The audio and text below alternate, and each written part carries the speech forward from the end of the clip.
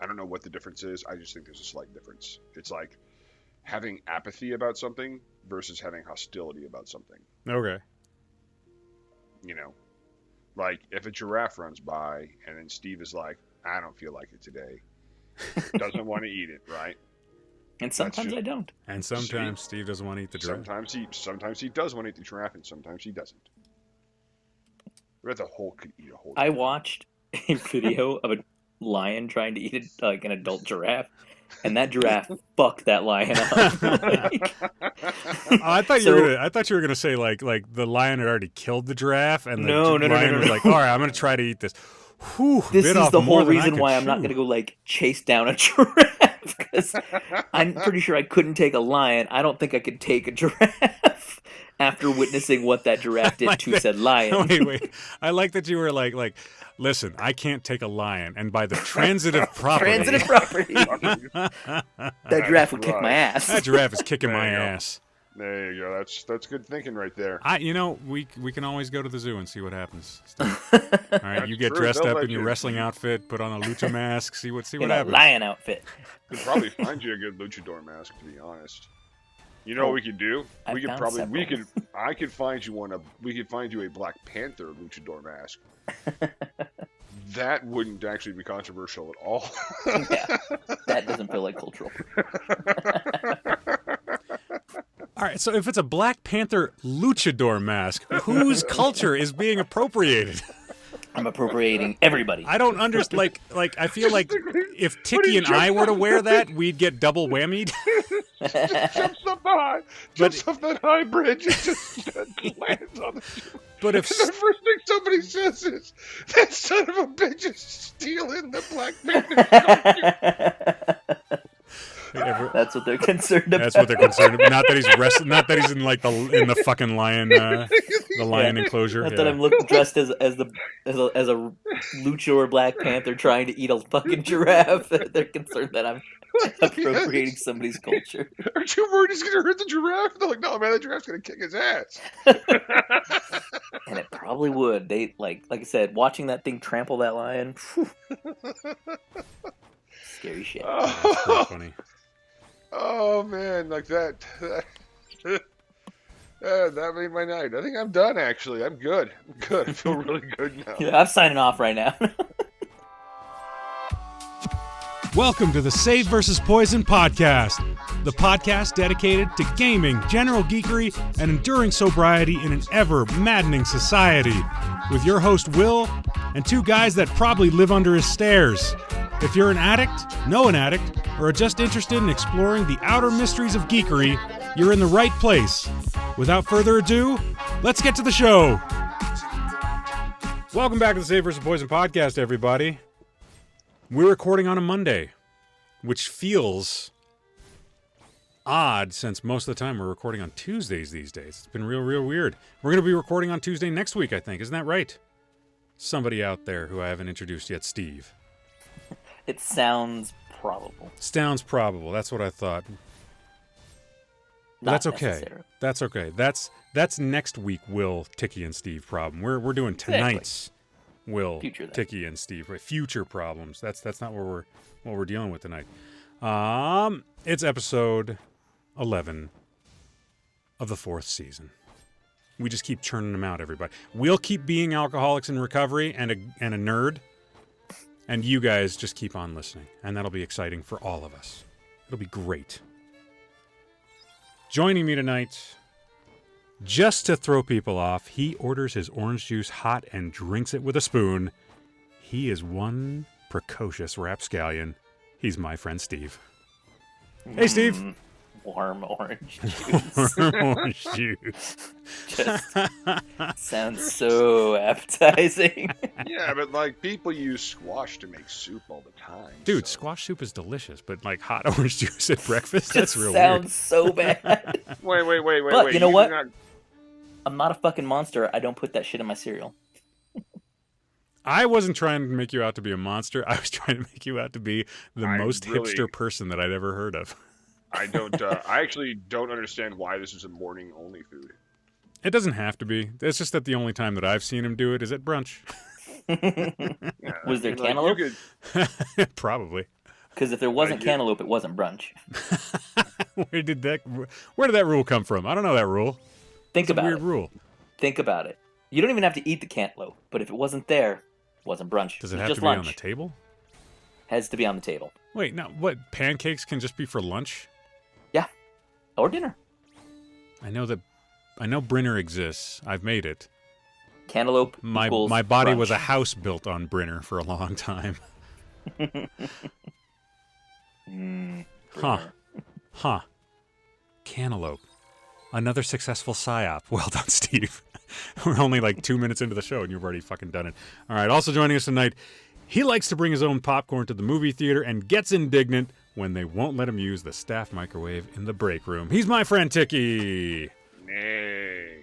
I just like the idea of you walking in with like one bag of popcorn in the cellophane wrapper and being like, excuse me, where is it? And then going off the rails when they're like, sir, I'm sorry, like between popping my pimples, I can't let you get to the microwave in the staff. Right, you know. Well, here's the other thing that's really annoying about that is, if you try to use their popcorn popper, they get elitist about if any of them mix. Right? Yeah. And they you're going to use one of our cups or tubs or whatever, and I'm like, well, yeah. I mean, I can't put it back in the bag. I want the full movie going experience. I just love the pan where they put the popcorn. I love the idea of you just like tossing the microwave bag with cellophane in there, like the whole thing, like the cellophane melts. Have you seen the video of that woman who goes and puts like the butter on her face? Like she goes over. I've seen a lot of videos where women put creamy substances on their face, but never butter. Not one of those ones. This is just a weirdo who walks over to the fucking popcorn butter and like starts just slathers herself. It's weird. I've been watching a lot of. Yeah, you know what? You made me realize I've been watching a lot of stuff lately where a guy will give a girl an orgasm and she will just spit it right out. The popcorn butter. It's all metaphors. Yeah, it's all just everything we're talking about is metaphors. Very literal. Man, this is some spicy content right here. Yeah. Cheers. Right on. Good game. Go team. Steve, how's your weekend, man? My weekend was productive. Productive weekend? Did you feel like it was productive? I thought that 3.5 hours of Sunday were reasonably productive. Yes. Reasonably productive. Reasonably productive. Yeah. Got a little more filming done? No, for the most part, my weekend was pretty productive. But yeah, why? What else did you get done? Did you get a million things done? No, I did that, and that counts. We got to do a little filming, and that counts. The filming was good, man. I was really glad that Ryan sent that message to you saying that the opening sequence is going to turn out well. Sounds like it's going well. Yeah. That's. I mean, there were I was really surprised at the amount of moments that we had busting up laughing because somebody said something unexpected. So yeah, no, it was a good day. It was a good day of filming. All we need is for a certain individual to get their lines right. Yeah. Just one time. Won't name names. Just one time. Get your lines right. All right. You know Steve. Who you are.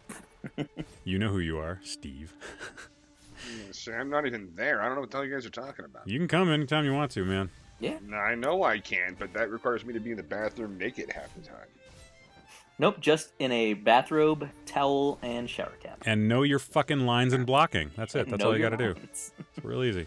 Real simple. It shouldn't be that tough to do. Shouldn't be that tough.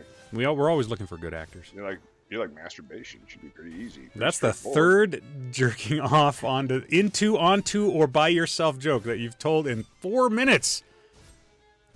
Okay. It's clearly on his mind. Pace yourself. Jesus, brother. Well, that's another thing right there you got to do. You got to work on that, too. You got to pace yourself. It's called edging. We've talked about it before. Talked about it ad nauseum almost, I think. Trying to help out. Nice. A lot of wisdom on this side of the aisle. This side of the... I'm like by the time you're like 22, 23, you're like, I could tell you a thing or two about it. So good. By 45, you're like, ancient Chinese master of that particular activity. That's that wisdom we pass down to the younger generation. I have found total enlightenment, but only for this like one activity I do. Yeah, this one activity. That's it. That's truly, the only one that I know. I'm like the Pai Mei of jerking off, snapping them off. Yeah, cheers. Right on. Good game. Right. Go team. How's your weekend, Zicky? The opposite of yours, both of you. Non-productive? Yep, just laid around and watched a bunch of movies and stuff. Okay. Yeah, not even bad movies. I actually watched a couple of good movies. What? Yeah. Thinking outside the box there, my friend. Seriously. Hundy P. Well, good. I had a good weekend. So I streamed all 3 nights.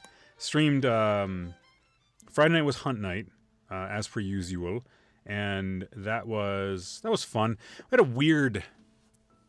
weird thing happen this last week on the stream, and I'll talk about it after I'm done talking about the weekend. Saturday I had a charity event that I had to go to. Well, wanted to go to. Got to see some people from work that I've known for a long time that I haven't seen in a while, but had a collaboration event with another YouTube community.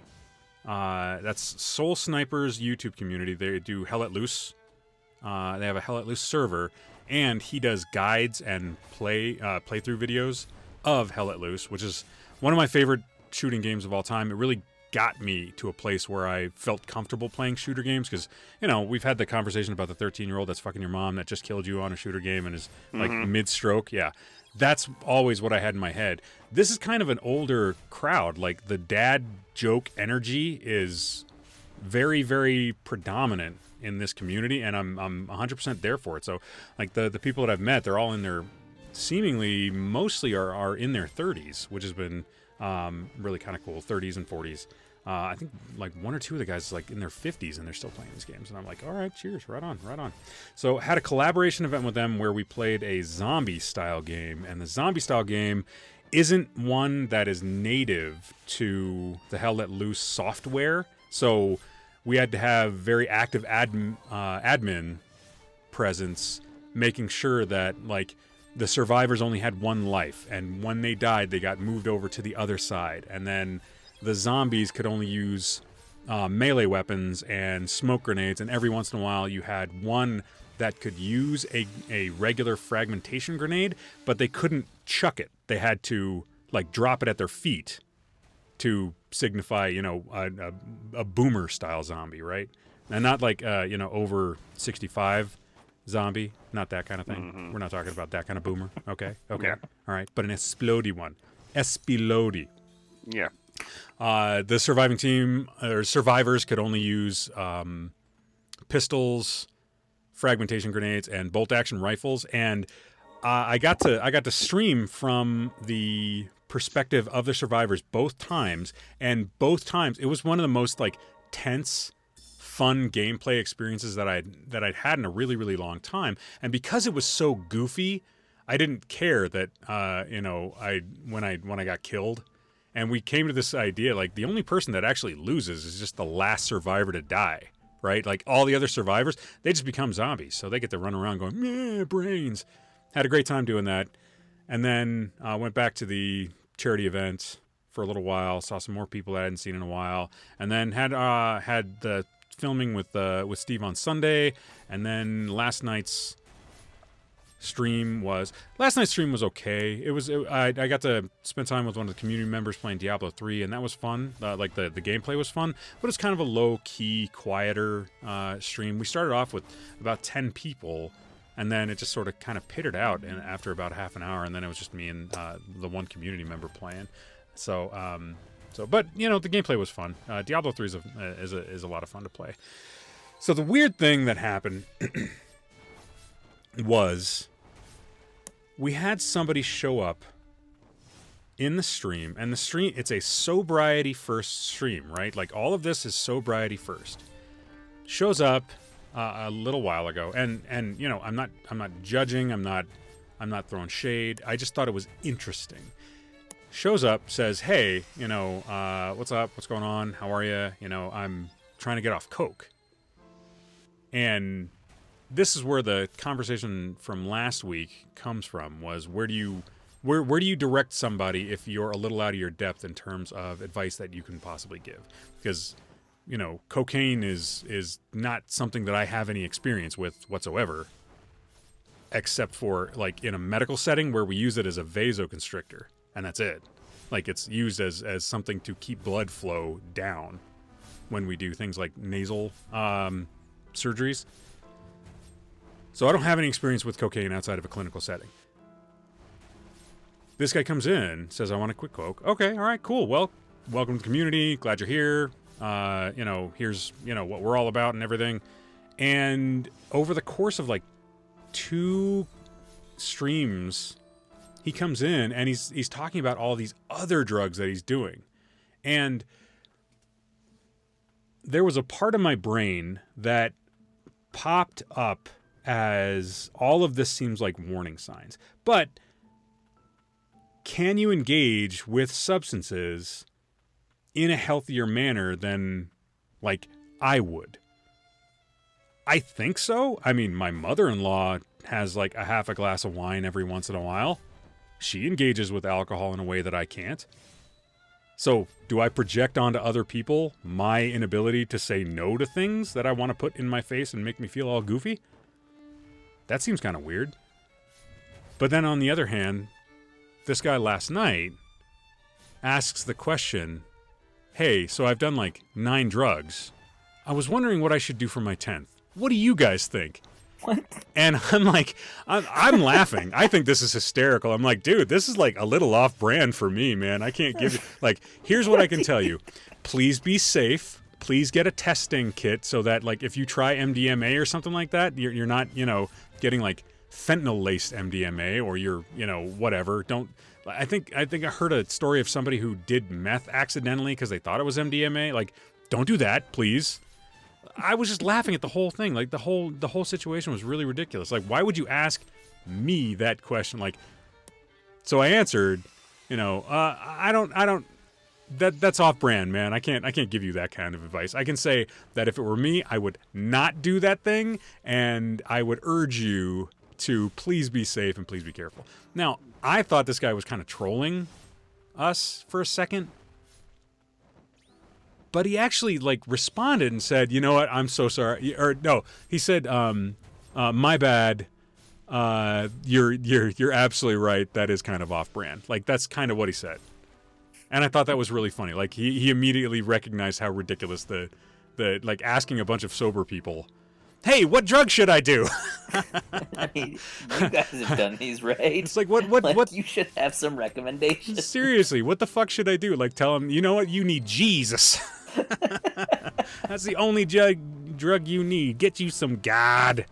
Like I the whole thing was just kind of weird and funny and I hope that he comes back, and I hope that we can keep talking to him, because I just, like, it that moment was very amusing and kind of just boggled my mind and puzzled me pretty deeply. So, anyways, yeah. It's a weird, that was a weird end to the weekend. That was a very strange end to the weekend. Yeah, good game. Go team. That is an interesting tactic. I'm gonna hop onto a sobriety channel and ask for drug advice. Drug advice, not like cessation of drug advice. No. What should I go to the grocery store and pick up? Yeah, or what should I take before I go to the grocery store? I mean, like, yeah, there's just a whole lot of like just like kind of head nodding, like, wow, yeah, okay, sure. That's interesting. What are you on right now that would make you ask that question? Yeah, like this seems like the kind of question somebody on drugs would ask. Yeah, definitely does. Right? Like, so we could just eliminate that one. Can we? God, we gotta have a checklist on this one, buddy. What are you on right now? Yeah. And what's gonna interact with that the worst? So we should probably let's stave that off. Let's avoid that. How about you just call it a 9? How about we say 9 is a good number? Good number. Hey, here's what I want you to do. Say 9's a good number and then start writing your autobiography. All right, there you go. There. No editing it afterwards, no amending it, no sequels, just 9. Done. Just title it 9 is a good number. Get started on that tonight. How about that? That'd be great. But I also a nice sober activity. Yeah, but I also didn't want to I don't want to judge the kid. Maybe he can do or engage with substances in a more healthy way than I can. I don't know, right? All 9 of them? All 9 of them at the same time? There's nothing in that statement that reassures me that this is a person who has a healthy relationship with drugs. I know, I get it, but I'm trying to live uncynically. So hard for me to say I want to live uncynically and then look at that guy cynically and be like, get the fuck out of here, dude! Come on, man. That's you're. I feel like.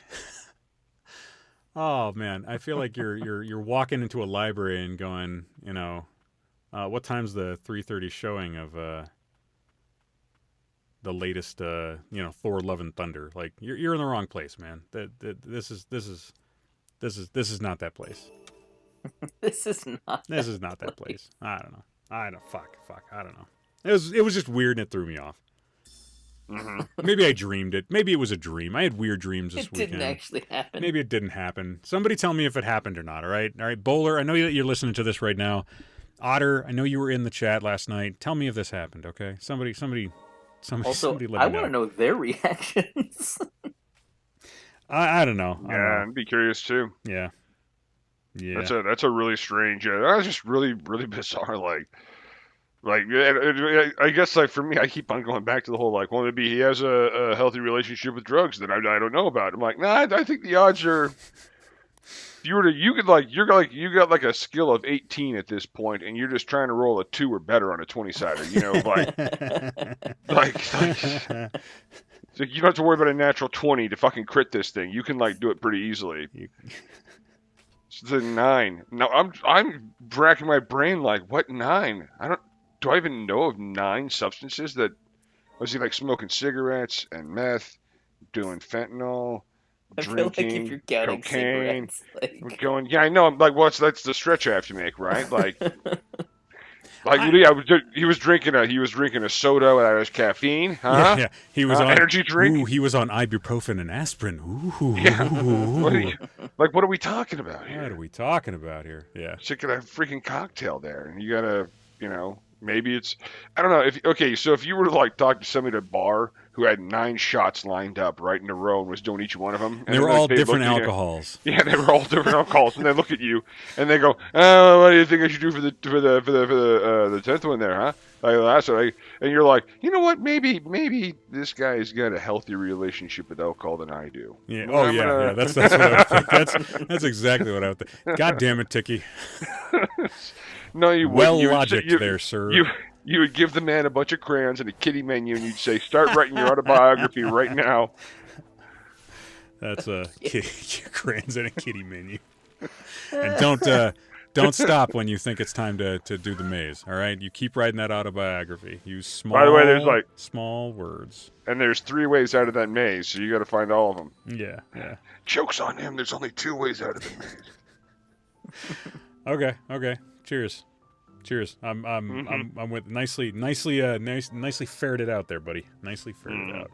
All right. Well, in other news, my name's Will. I'm an alcoholic. My name's Tiki, and I'm an alcoholic. My name's Steve. I'm not an alcoholic, but I recently discovered that crocodiles can gallop. Oh yeah, I've seen that video. Yeah. Yeah, that's scary, isn't it? Yeah, they're really only good in a straight line though. They're in terms of running. Do they need to I feel like that's all they need. If you run serpentine, they can't catch you. All right, so here's what I'm saying. All right, when you're terrified, you run in a straight line. Okay, you don't weave serpentine. You don't take a right or a left. Look, we've all seen Prometheus. We've all gotten to that one point where Charlize Theron gets run over by the gigantic fucking spaceship, and she just doesn't take a right. I just keep on thinking about Deadpool when he's this Zamboni and he's driving over chasing that guy. He's like, yeah. "Oh my god, you were gonna die in 5 to 10 minutes." I keep on thinking, "Oh my god, you're gonna get run over by a spaceship in 5 minutes or so." Just take a right. Yeah. Just take a right. You would have been fine, Charlize. Either one. You could have actually. You wouldn't have been wrong, right or left. Again, terrible decisions in that movie. Terrible decisions were made. Alien planet. Let's take our helmets off. Like, what kind of scientists are these? Alien cavern. Let's get high. Yeah. The one guy is like, I hate everything. Yeah, that's the guy that's like, I don't like anything alien or weird or stuff that I don't understand. Ooh, a penis snake. I'm gonna go ahead and touch that. Alien, like, hey, alien penis snake. All right, that's not a normal. Yes, you don't know what VD that thing has. You don't know. That's true. Well, they found out. They found out. So yeah, alligators and crocodiles can gallop. They can move in a straight line. Interestingly enough, alligators can't gallop, which is weird. Not really. Alligators don't really hunt. Well, they kind of sort of hunt. If you mean like you're going to be a leather bear trap that just floats in the water. Can somebody actually ticky on the alligator thing, please? He just did. Yeah. So alligators can't gallop. And I was saying that alligators' version of hunting isn't really aggressive. Basically, it's just laying around being a bear trap in the water. Crocodiles, very aggressive. They will hunt eat you down. Yeah. With a gallop if they have to. So I told this back to somebody, and they were like, "Well, they can't really kill you unless they like get you in the water." And I was like, "Yeah, but also I don't want to get bit by a galloping fucking crocodile, regardless of whether it could kill me." By the way, do you know where when they get a hold of you? Do you know where they're going to take you? Yeah, exactly. Under the water. Into the water. Yeah, to the water. They much like Steve and his hot orange soup. Gators like a moist meal. Lots of vitamin C. Yeah. Yep. And then they hide your body, which is even weirder. Like, I think the crocodiles do it too, but alligators definitely do. They'll kill you and then they'll like hide your body somewhere and like come back later for you. It's just this is not okay. No, it's really not. But that's why. And by the way, this is why we have luggage and boots and ducks. We showed them. I just I love the idea of people that want like crocodile skin boots. They're like, "Can you show me a preview of this in motion?" And they show the croc like galloping after like a gazelle or something. That'd be fucking funny.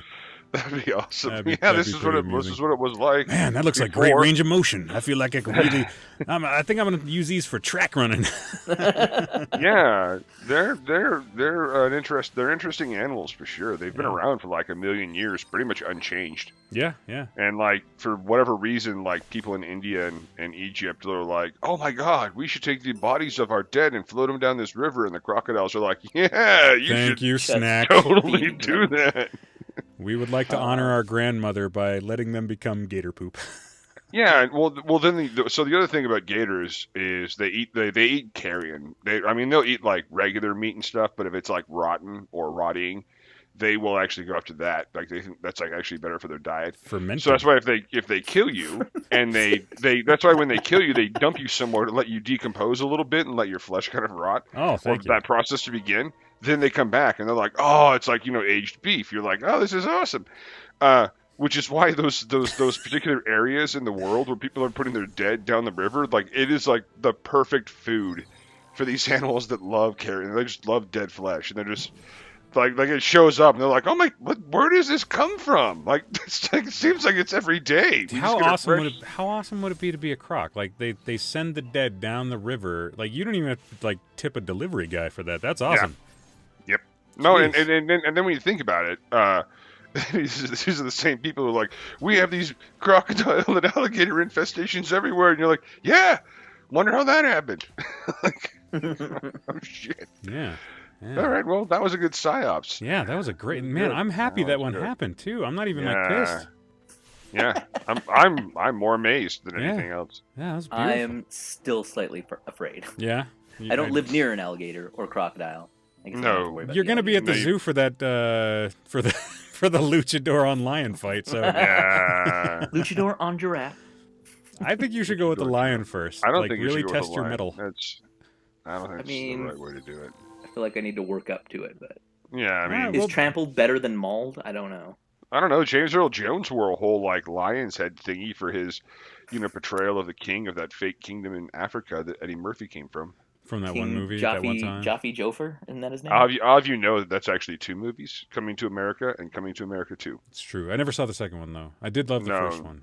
Neither did I. It's good. I love the first one. Second one, I like iconic. Yeah, the first one was nice because Arsenio Hall got a career out of it. Arsenio He wasn't going anywhere without that. Arsenio was great. I miss Arsenio Hall. That's that's you. I liked Arsenio Hall. I liked his show. His show is terrible. Which is why you love it. That's not why I don't love 100%. Man, I just love going back and watching old reruns of Arsenio Hall. If you told me that, I'd be like, yeah, that makes sense. No, not at all. But there's also in terms of wearing the lion's head for a helmet and a cape. Also Hercules, he did that. Yeah. The Rock did that. So you could do that with your luchador mask of the Black Panther, but then you'd be a panther underneath a lion's head fighting a giraffe. Tiki, he's got to defeat the lion to get the pelt, though. All right, buddy. That's what I'm saying. Then you wear that as the head to show all the other lions that you're in charge. I do love the idea of like PETA throwing red paint on you after you've killed the lion with your barehanded combat, and you're like, you really? My barehanded comment. Really? My barehanded comment.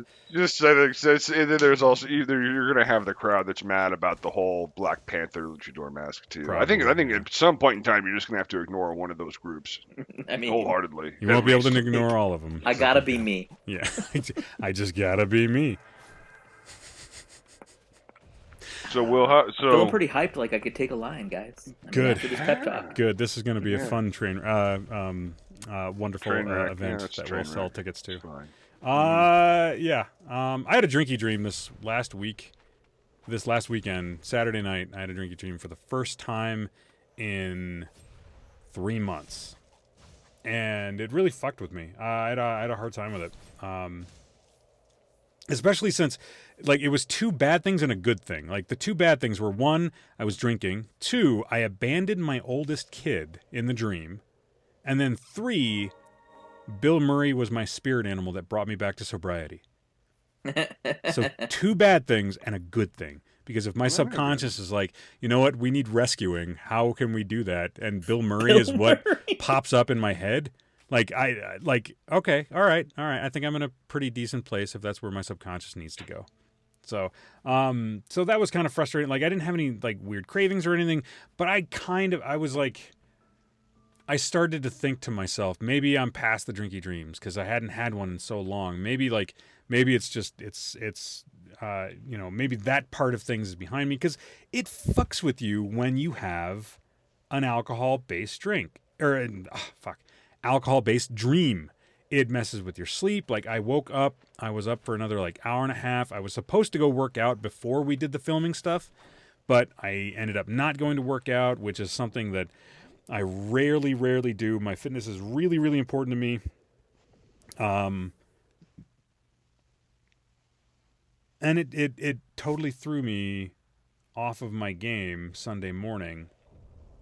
And that, like, I was really glad that I was able to go and be creative with Steve and the crew. And that kind of saved Sunday for me, for the most part. Because that's the type of dream that would set me off on a frustrated day if I didn't have something, concrete to get done, to work towards. So that was kind of frustrating. Yeah. How about you, Tiki? I'm in a better place right now. Okay. But I didn't do much this weekend. I wasn't very productive. Just had a lot of stress lately about finding work. Yeah. I was in a really, really bad place over the weekend and part of last week, and really sucked. And I didn't have any drinking dreams. I thought about at times drinking just for like the self-destructive nature of it, but I didn't. It's frustrating. It's like I don't want to drink because I don't want to be self-destructive in that way.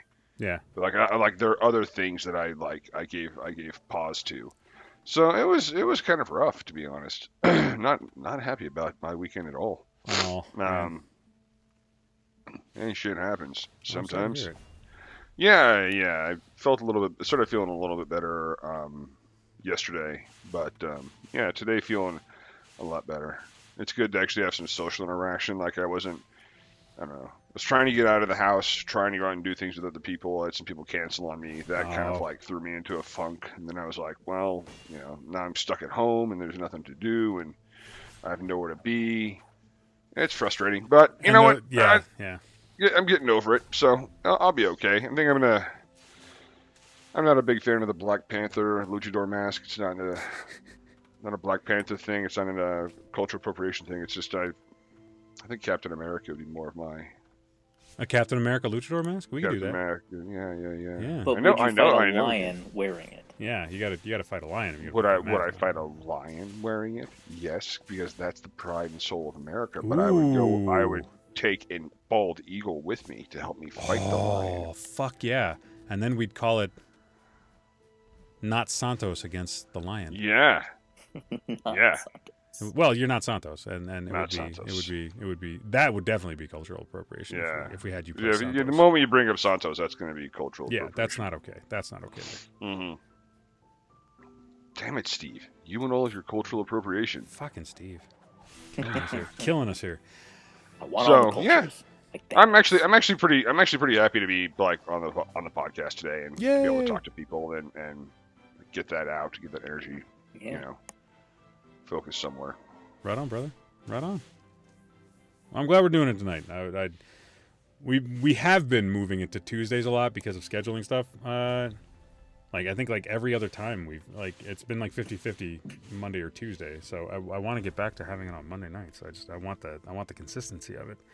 Not that the product that we've been putting out has been any different.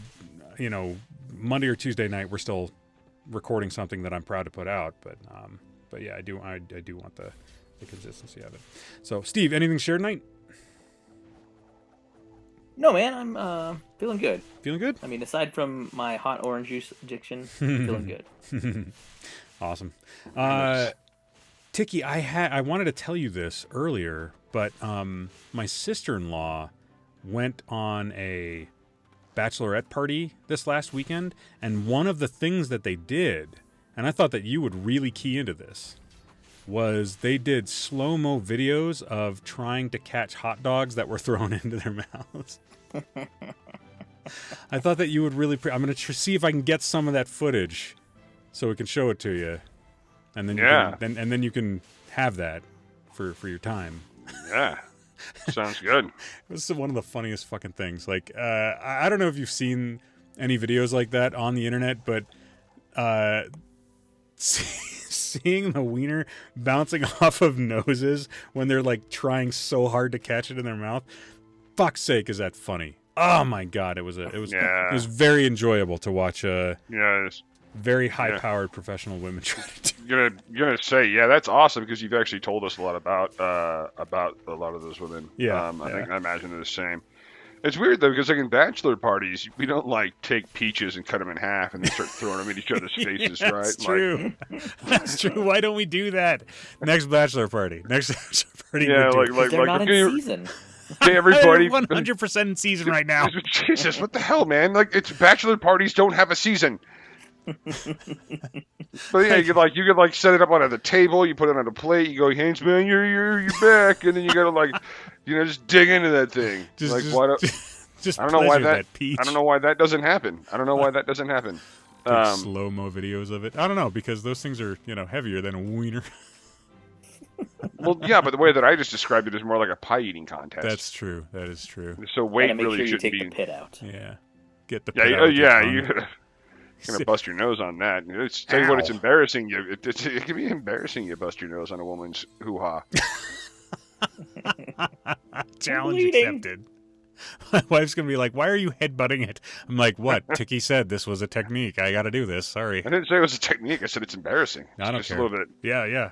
The only plus side is it's probably one of the cooler broken nose stories you can tell your buddies. And they're like, dude, is your wife beating you? And you're like, nah, man. Other way around.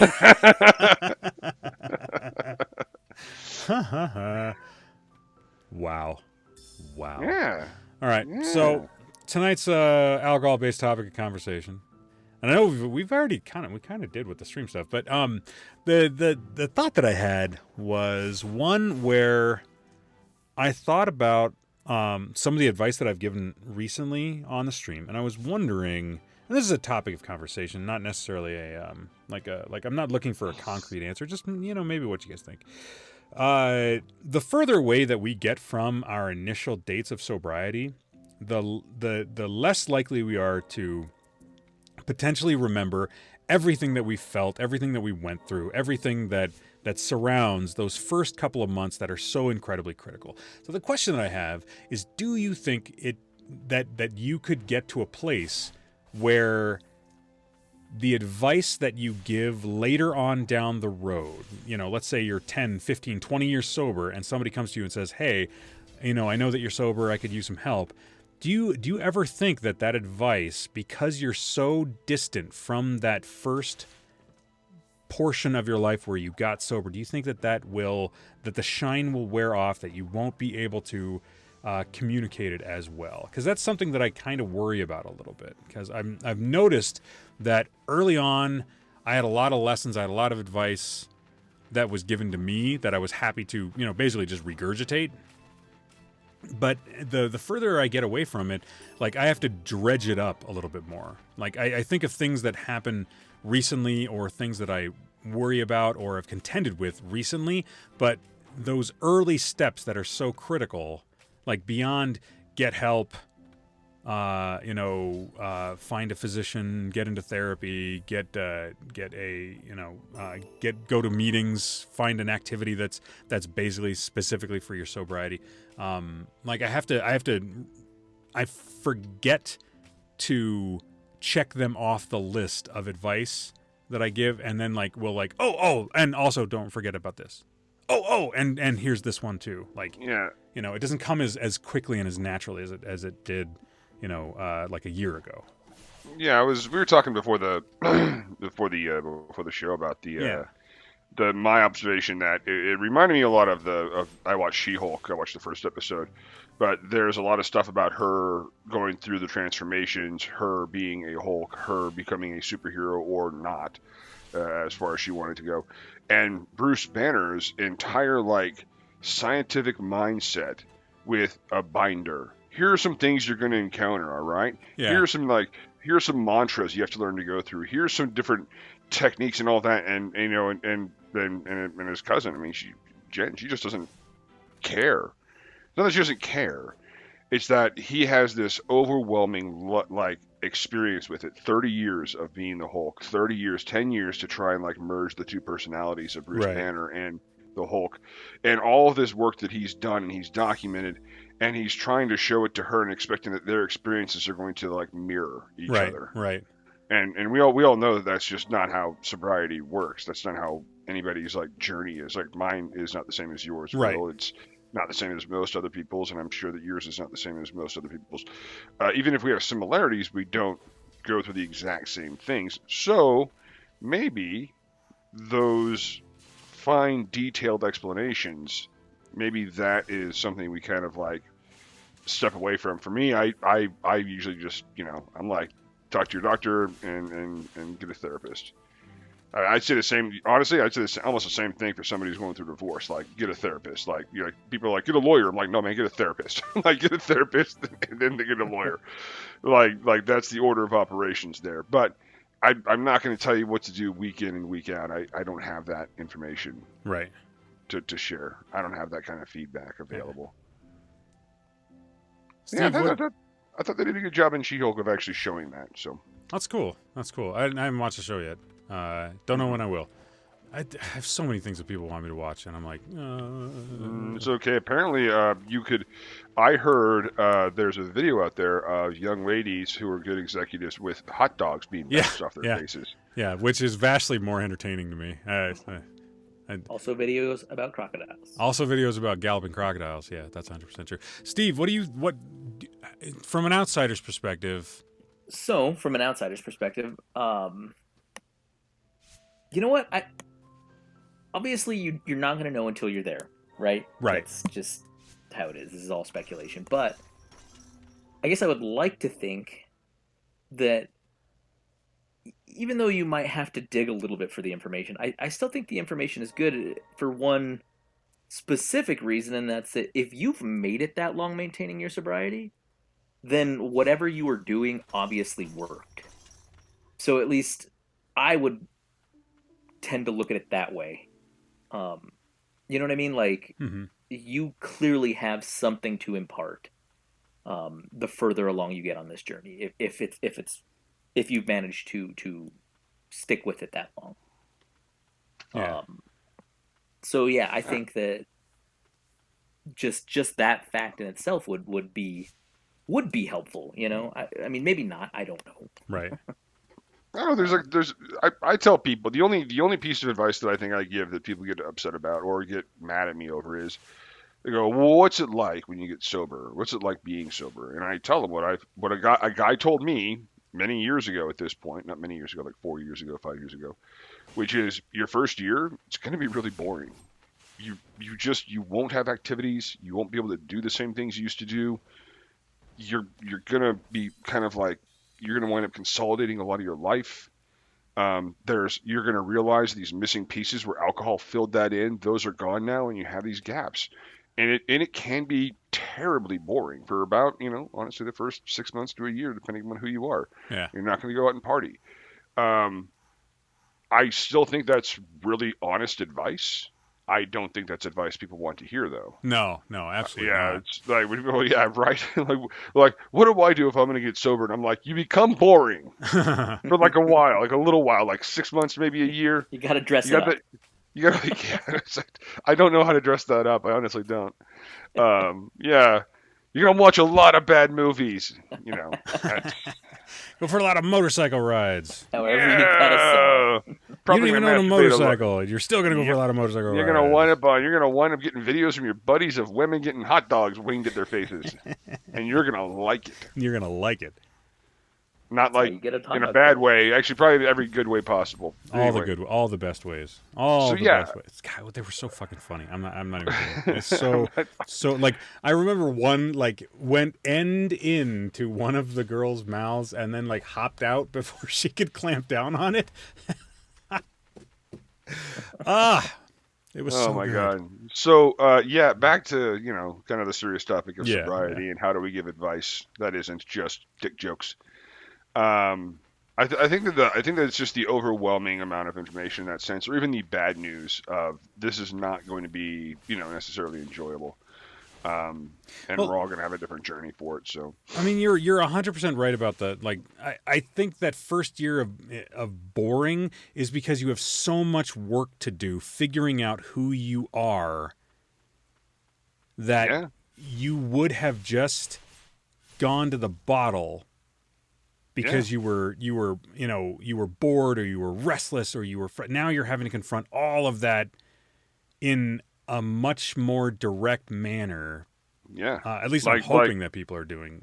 That's when you realize the pie chart of your life and there's a big chunk of it that says alcohol. Yeah. That has actually consumed a lot more of your life than you thought it did. Yeah. You didn't realize, and now that that's gone, you have nothing to fill that in with. Yeah.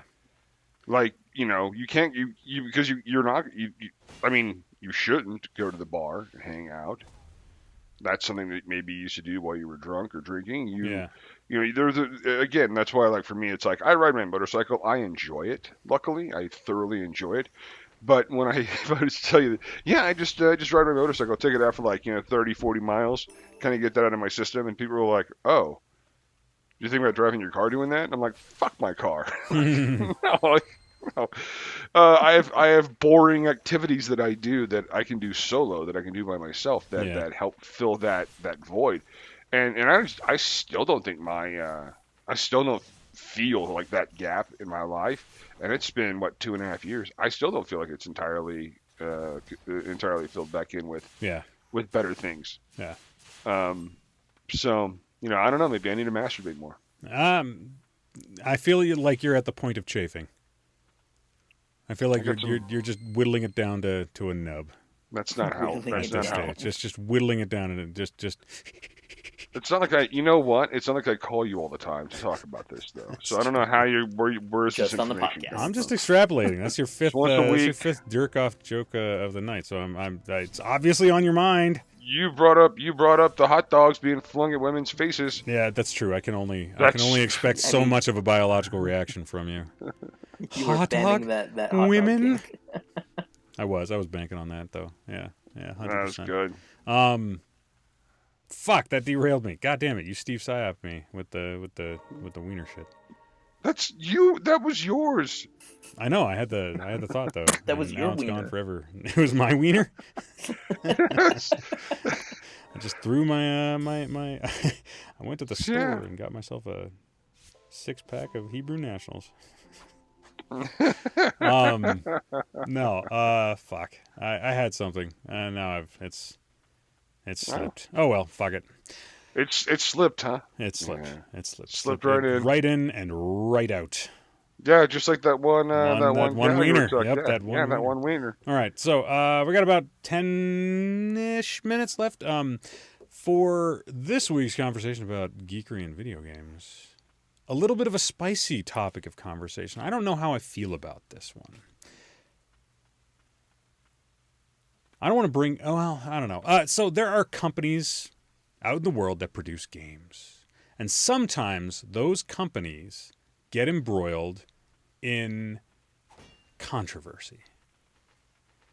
And there's been one high-profile intellectual property recently that has sort of had this happen based on tweets from I think a year ago, the creator of the IP.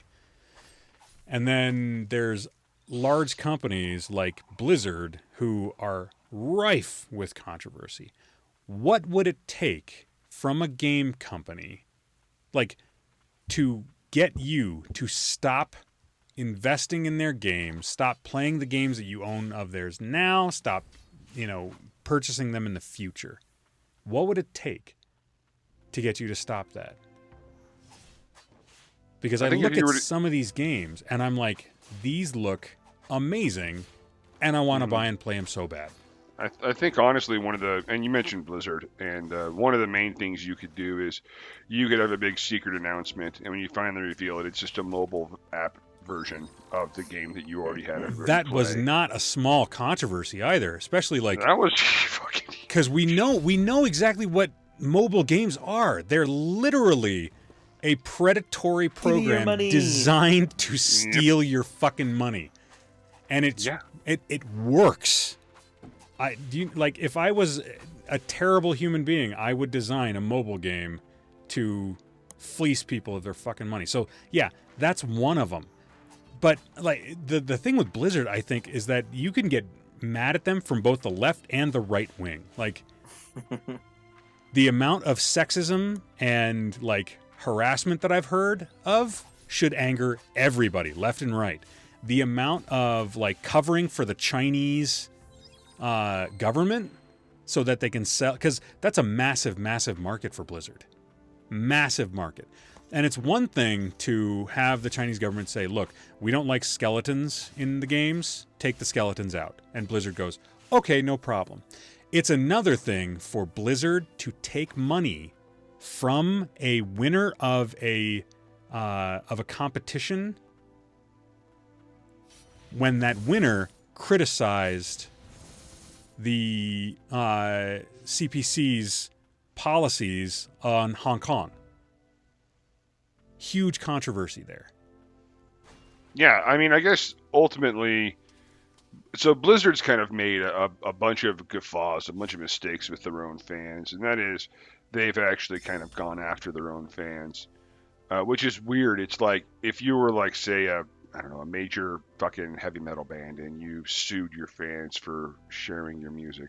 I don't think that would ever happen. Just throwing that out there. One of my favorite lines from any movie ever is from Get Him to the Greek, where Russell Brand's character shouts out, "Why don't you go sue Napster again, you Danish twat?" Yeah, but that's just me. Most game companies that I've dealt with, I don't tend to get too far into their backstories. Sure. And I usually the story itself that I'm playing is usually the concern that I have. I don't tend to get too far into I'm not going to throw my own wokeness on Warhammer 40K. Like, why aren't there more female Marines? It's like, because that's not the canon. That's just not how it is. And it's because this is like the most weird, gayest, incestuous, like, when you think about it, game ever made. Like, they're all the same dude, and they're all, It's like Roman Legion style. Yeah. It's like, I'd never put that one together. That's pretty funny. Yeah, that's pretty. Yeah. So I don't. But I don't throw my own visor on that. Because I'm trying to play a character or play a campaign where I am affecting some sort of outcome, or I'm like witnessing some kind of story unfold, and I like that. So I gotta ask then, would it have to be something where like the developer of the game put something specifically in the game that you found distasteful? Like, it would have to be a part of that game world. Like, if which brings us to Okay, so I don't know about that, because I haven't read any further onto that one. So if you want to elucidate us on that, but as a for instance, if you were playing a character, like you were playing a character in a game that every single time, like, and this is controversial and I don't agree with this, every single time a black person came into the game, your character, without any input from you, called them the N-word. That is something, like, I would not buy that game, right? Right. So I've played other games that are similar, and when the language is basically like overly foul. And I'm going to give like two quick. I'm trying to think of the other example. One of them was like a Chinese crime syndicate where there was so much like just horrific stuff going on. I honestly just couldn't. It's like the other day. There was that movie that I watched where they had like way too many rapes. It's just way too rapey. Like this is really uncomfortable. This is a terrible movie because of that. I want to watch that. So that's one thing, is actually like having the content that's like really, that turns me off. And I've actually had a couple of games where I basically turned it off because I just don't need to be that inundated with that kind of language, and I don't want it to be bleeped, but at the same time, there comes a point in time where you use swear words as like flavor additives. Say like you make a souffle and you add in all of this spice. And the green bell pepper is just fuck. Yeah, fuck is the green bell pepper in the souffle. Throw it all over. But got it. But if you overdo it, you overpower the actual dish. Yeah, and you to the ruin point where you go to Quentin Tarantino's house and it's a like, green pepper pie. Yeah, with a little bit of egg on it. Yeah, no, I get it. You're like, dude, are we going to do this peach eating contest or not? And he's like, yeah, but they're all green peppers now. And you're like, oh god. And also, here come the wieners. Yeah, and then we're going to throw those around. And so there's that. But I will say this: when I played Fable 3, at the very end of Fable 3, there's like an option to like, you can change the gender of your character, and I was like, well, that sounds kind of, I don't know how I feel about that, and I really didn't know, and I was like, all right, cool, I'll try it out, sure, and like I didn't realize that like there's no coming back from this once you do it. Like I like read that, but I blew it off. I was like, whatever, I'll just go back to my save point. Yeah. So anyway, I changed the character, and then like it occurred to me, I'm like, I don't like this. Like, I don't like this character anymore. I don't like playing my character anymore. It just wasn't any fun. She was a very unattractive woman who was running around trying to have lesbian affairs with every woman in town. That was the entire theme of my character after that. So like, I mean, I'd already beaten the game, so I was just goofing around at that point. But I was like, no, this isn't as enjoyable now, and that's, I don't think anyone should get mad at me for that. But that's kind of how I felt about it, and I basically finished out the story and then put the game away. I didn't replay any part of it. And I also, by the way, did not have a save point, could not go back. So when I played the following, or was that Fable 2? Anyway, one of the Fables, the one I played after that was the main character's walking around going, and your mother would have been so proud of you. And I'm like, I was supposed to be the king. Like the whole time. So it's another reminder of the fact that I did that thing, and I wound up regretting it. And that's not the game's fault. That's more of a me kind of thing. But it was there, and there was content, and I thought it'd be kind of interesting to try out. And then I was like, oh, yeah, this isn't what I thought it would be like. But that's not like a feature in the game that would make you not buy the game. No, like I said before, the overwhelming amount of swearing and violence, and I don't really even mind like that much violence. It's just there's a sensory overload point that I hit with the content. Okay. That like I said, once it's green bell peppers for everything, it like nothing tastes good anymore. Gotcha. Okay. All right, Steve. Well, as we kind of talked about briefly earlier, I think one of the big things coming up is the whole controversy about the potentially upcoming Harry Potter game. Yeah. And how it might just be very, very anti-Semitic. See, that's interesting. I've read a little bit about that the goblins, I think, is what they're trying to say are. Yeah. So there was already some criticism about Harry Potter in the first place, the movies included. Right. That the goblins were an allegory for Jewish people. Yeah. Based off of their greed and the way that negative stereotypes of Jewish people. Basically, yeah. Big noses. Yeah. And so this upcoming game, supposedly, now I don't know how much about I literally just read this today, and I read it, this post. Right. So I don't know how true any of this is. I'll throw that out there. I'll put that caveat, so that they don't contact our lawyers. We have corporate office. We got to have lawyers, right? Yeah. Well, it's more just a an old Xerox machine that spits out that 13-page memorandum. I assumed it was just a fax machine that was endlessly on that call. Yeah, making the noises. Basically. So, anyways, I guess supposedly in the new Harry Potter game that's coming out, or game set in the Harry Potter world, the goblins have risen up because of their greed, and they're tired of being enslaved. It's funny because the way this reads, at first you're like, sweet, we're going to defend the goblins. We're going to come be this goblin savior. But no, you are sent there as the main character to quash this goblin rebellion. And yeah, it's just, when you read at least some of the details that are out there, at least right now, again, I don't know how true this is. I've not seen anything past this. Right. I'm more curious to find out, is this game actually this way? Is the interpretation of the goblins as an allegory as a negative stereotype of Jewish people? Exactly. Is that an actual thing? That actual, or is this people just being reading too much into it and trying to farm clickbait? Exactly. Yeah. So, but that being said, man, if this isn't just panic, that seems a bit far-fetched as far as the metaphor goes. I don't know, man. When you take the negative stereotypes about Jewish people to begin with, and then line them up with those, it doesn't seem too far-fetched. It sounds pretty reasonable. Maybe it is a bit on the nose. Exactly. But what I'm getting at is has there been a point in time with the Jewish people where they suddenly rose up and threw off the shackles of their oppressor because of greed? And I don't know that they actually have that kind of a history. I think their history usually was actually just being oppressed. Yeah, actually being oppressed and then throwing off shackles. Eventually, yeah. Eventually, again, I'm not saying that this story is like a one-for-one, and again, right. I don't know the actual story. I've not played the game. I don't know. I don't see much about it. And that's part of the problem with trying to diagnose this out.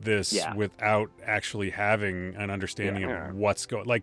I feel like you got to kind of play the game from an unbiased place, which is so hard to find nowadays.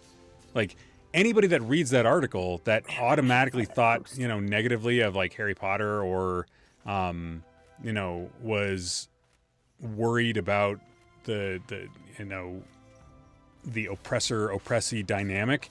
Anybody that reads that article is going to probably feel pretty influenced by it. Mm-hmm. And going into they just might not play the game. They might just never play the game and then make up their mind independently, which happens all the fucking time. Or they play the game and they see the entire thing through that lens and they can't get it out of their head because so often, this is, first impressions are so important, right? That's totally, that's totally something that human beings do, man. So I don't know. I don't know how I feel about it. It's so. Oh, go ahead. Sorry. The gameplay looks amazing. I love the Harry Potter world. I never ascribed any kind of malice to any of the world build. Like, I didn't think negative stereotype of Jewish person until somebody said that's a negative stereotype of a Jewish person. Yeah, but and then I was like, oh, okay. I mean, I understand where you're coming from, but when I saw Goblin being greedy, I thought that's a greedy goblin. That's it. Sure. I thought it was very, very much a surface level, kind of look at it. I read a comment too, like on the particular post that I was reading about this specific game, that someone said that I always thought the goblins were based off of Tolkien's dwarves as far as their greed. So I mean, right? Interpretations. It's just they are what they are. Yeah. No, ultimately, most of what our lore is today is based off of Tolkien, one way or another. It's all derivative. A lot of it is, yeah. I would agree with that. Yeah, for the most part. I mean, it's not like, okay, I'm going to give you the one where it's like the 40,000 space marines all like, humping on a spaceship because they're all the same dude. And it's weird, but maybe it's not because they're the same person because they're clones. I don't know. Point is, where was I going with this? Oh, yeah, it sounds like you start off playing the bad guy. The bad guy in this new game, which is kind of an interesting twist for Harry Potter, because it's not very often that you're like, yeah, and then these guys who've been oppressed for so long, they rose up. And you're like, sweet, we're going to go help them out, right? And they're like, no, you're going to go put down... how this is like, that's awesome. That sounds like you're a like, cool, really... we're going to fight for the oppressed. Sweet. Yeah, but no, they're going to set you up with a moral conundrum, some sort of ethical quandary, and you're going to have to make some sort of decision on that. And that's actually a pretty good story. That's pretty good storytelling. Well, and it's funny because we like some of the best games that we've ever had delivered to us, like the Star Wars series, Knights of the Old Republic. Yep. You could play an evil guy. Like we have so many games where you do literally terrible fucking things in the game. Yep. On a regular basis. Like you play so many point of view villains that you can justify it however you want, but if you're mowing down a family of 6, I don't care what that family of fucking 6 did. Like those video game kids didn't do anything fucking wrong. Are you kidding me? Like I'm totally raising my hand right now because that's how I've always like it comes down to free will. It's like, oh my god, I can get away with nearly anything. Yeah. Like not all the time, but a lot of the time I do that. I when I played Fallout Vegas, I couldn't go with the Caesar's Legion guys. I just found them too repugnant, too reprehensible. But you could do it if you wanted to. But you could if you wanted to. Yeah. Now, I did go around and kill the hell out of everything else that was in my path. Even if they were good-ish, bad-ish guys, anywhere there was a gray area, my first instinct was constantly to violence.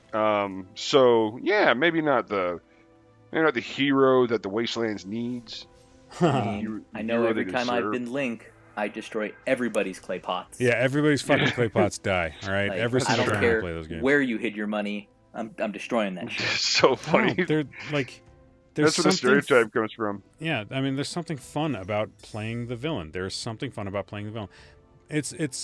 But there's I feel like there's a dissonance between people that say, well, if you play a villain in a video game, you have the propensity for doing that in real life. No, I know the difference between good and evil.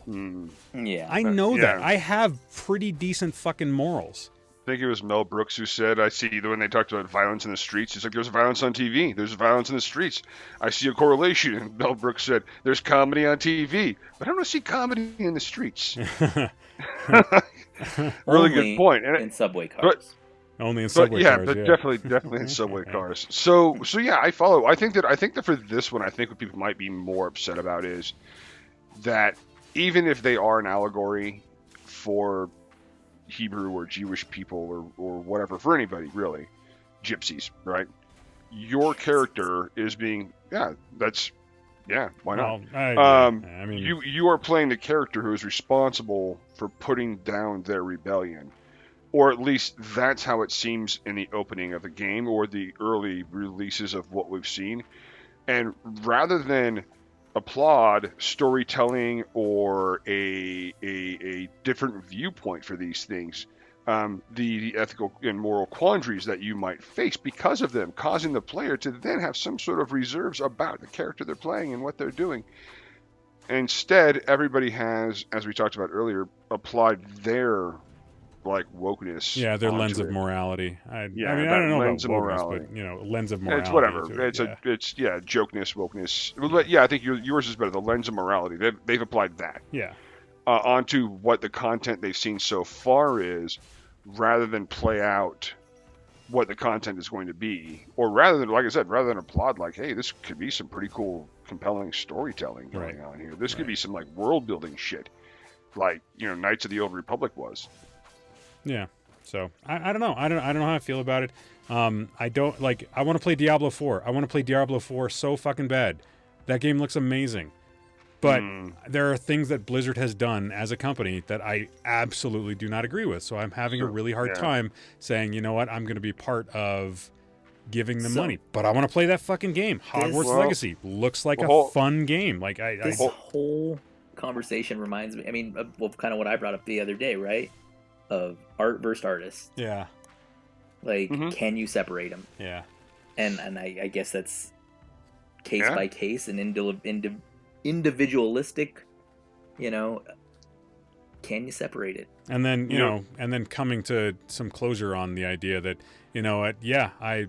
they got 60 of my dollars, but I'm really enjoying this game. Yeah. It's, you could do though, is you could actually hold off, wait, buy it on a sale, end of summer sale or winter sale, buy it then at a discount.